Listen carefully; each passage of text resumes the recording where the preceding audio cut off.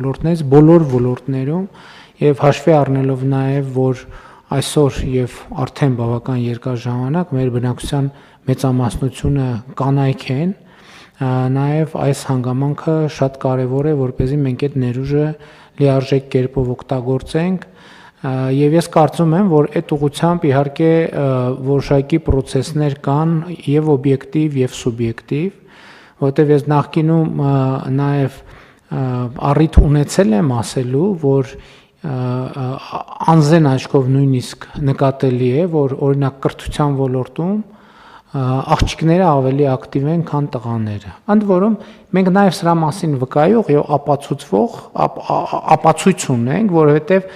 Հայաստանի Հանրապետությունում օրինակ տեխնոլոգիական ոլորտում մենք աշխարհում ամենաբարձր ցուցանիշներից մեկը ունենք, եթե ոչ ամենաբարձրը կանանց ներգրավվածության։ Այսինքն IT համակարգում ոչ մի երկրում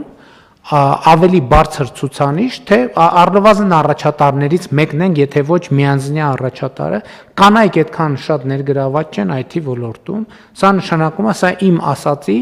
տեսական թեզի գործնական արտահայտումն է, որովհետև IT համակարգում այն եզակի տեղերից է, որտեղ առանց առնվազն մի կրթական մինիմումի հնարավոր չի այդտեղ ներգրավել եւ աշխատել։ Եվ ես կարծում եմ, որ սա մի կողմից այո մենք ուրախանում ենք, ասում ենք, բայց մյուս կողմից վկայում է մեր երկրում արկա խորը խնդիրների մասին, եւ ես կարծում եմ, որ մենք թերագնահատում ենք այդ խնդիրները, եւ այդ իմ ընկալմամբ այդ խնդիրների մի հսկայական հատվածը կապված է քրեական ենթամշակույթի ազդեցությամբ մեր իրականության մեջ տղաների աշխարհընկալման մասով։ Եվ բոլոր եւ ուզում եմ ես ձեզ ասեմ հետեւյալը նաեւ հազար անգամ ներողություն եմ խնդրում այս հիշատակումը անելու համար, նաեւ որպես մի մարդ, որ ժամանակ է անցկացրել քրեակատարողական հիմնարկներում, մեր հանրության շրջանում տենց ընկալում կա, որ քրեական ենթամշակույթը, ասենք օրինակ տղաներին ուժեղացնելու ճանապարհը, ես ուզում եմ պաշտոնապես հայտարարել, որ ուղիղ հակառակը քրեական ենթամշակույթը տղաներին բոլոր առումներով թուլացնելու, ինքնությունից զրկելու, ինքնուրույնությունից զրկելու,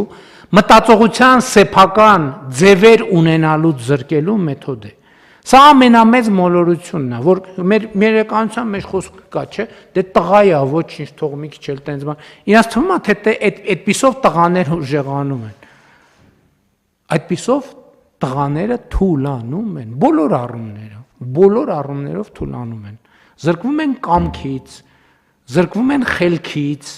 զրկվում են ինքնուրույն մտածելու եւ մտածողության սեփական բանաձևեր ունենալու բանից հնարավոր ինչքան մարդը քրեական ենթամշակույթի մոտ է, այնքան ավելի հեշտ կառավարելի է։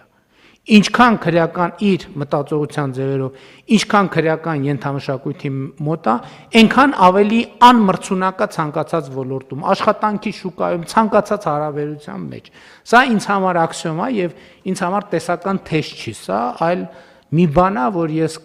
ես գիտեմ եւ տեսականորեն եւ գործնականում։ Եվ սա ֆունդամենտալ խնդրեմ է եւ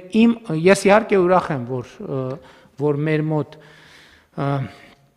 աղջիկները ավելի ակտիվ են կրթության ոլորտում, բայց ես մտավախություն ունեմ, թե նաև այդ առավելությունը այս երևույթի պատճառով է, որ տղաների անբնական պասիվության քրեական ենթամշակույթի բերումով պասիվության արդյունքում է եւ ես կարծում եմ, որ այստեղ մենք էլի քաղաքականություններ մշակելու անհրաժեշտություն ունենք։ Ոնց անենք, որ տղաներին ավելի մոտեցնենք գիտելիքին, կրթությանը, սկսած եւ ընդհանրապես հանրային կյանքին էլ, այս տրամաբանությունն էլ է շատ կարեւոր։ Ես օրինակ երկար ժամանակ հիմա իհարկե համոզված եմ նախարարության ջանքերով, երկար ժամանակ, երբ որ մենք ամենապարզ օրինակն եմ բերում, երբ որ մենք քաղաքականություն որդեգրեցինք, որ օրինակ գնում ենք դպրոցների բացման եւ այլն, ասենք որ ինչի պետք է ինչ-որ պատահական կիսաանվորակ YouTube-ներից ստանդարտից դուրս պետական օրներգի ձայնագրություն միացնենք, երեխաները թող երգեն։ Եվ 1, 2, 3, 4 ես նկատում եմ, որ երգչախմբում միայն աղջիկներ են։ Ինչն է սրա պատճառը։ Որովհետև երգչախմբում երգելը հասկանում եք, դե բա ոնց երգչախմբում երգել։ Այստեղից սկսվում է։ Երգչախմբում երգել, աշխատախմբում աշխատել, դասարանում սովորել, բուհում սովորել, ոնց գնացել եք բուհում փոխանակ դուրս գաք տենակ, ինչ կա հայատներում, կողքի բաներում, սադերում, բանում պրոցեսներ են գնում, դուք գնացել եք բանում, լսարանում նստել եք, ու սկսվում է դեգրադացիան։ Այդ հետո իր հետ գնում է բանակ։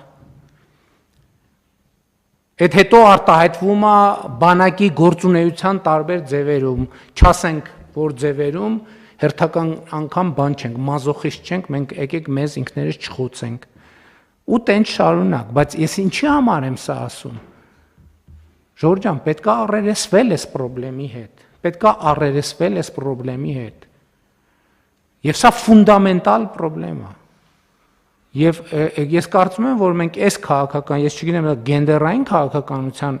մեջ է ենթավերնագիր թե դա լրիվ առանձին ուղղություն է եւ առանձին ենթաթեմա է, մենք սրա մասին պետք է մտածենք, որովհետեւ սա մեր անվտանգության բոլոր իմաստներով մեր անվտանգության կարևորագույն հարց է։ Այս առաջին խումբ դիտարկումը, որ անում ենք։ Երկրորդը ակտիվացումը, այդ թվում կանանց ակտիվացումը կարևոր է նաեւ մեր տնտեսության զարգացման